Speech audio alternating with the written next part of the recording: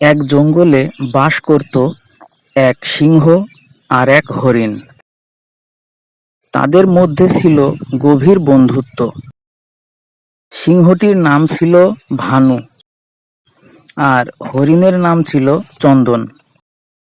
ভানু আর চন্দন পরম আনন্দে এই জঙ্গলে বাস করত। ওই জঙ্গলেই থাকতো আর এক দুষ্টু শেয়াল। তাদের এই বন্ধুত্ব দেখে শেয়ালের হিংসা হতো।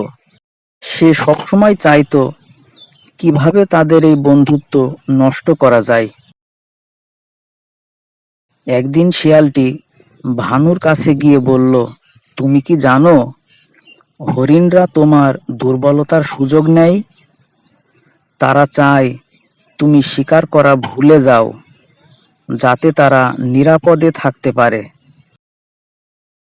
ভানু এই কথা শুনে সন্দেহ করতে লাগলো। পরের দিন সে চন্দনের কাছে গিয়ে বলল, তুমি কি সত্যি আমার বন্ধু, নাকি আমার দুর্বলতার সুযোগ নিচ্ছ? চন্দন অবাক হয়ে বলল, কে তোমাকে এসব বলেছে? ভানু কিছুই বলল না, কিন্তু তার চোখে সন্দেহের ছায়া ছিল।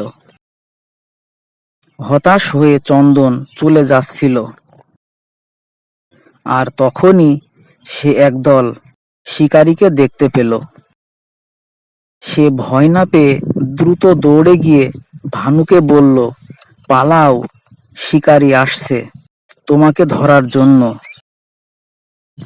ভানু দ্রুত পালিয়ে গেল, আর চন্দনের প্রতি তার সন্দেহ দূর হয়ে গেল। এরপর থেকে তারা আবার আগের মতো বন্ধু হয়ে জঙ্গলে থাকতে লাগলো।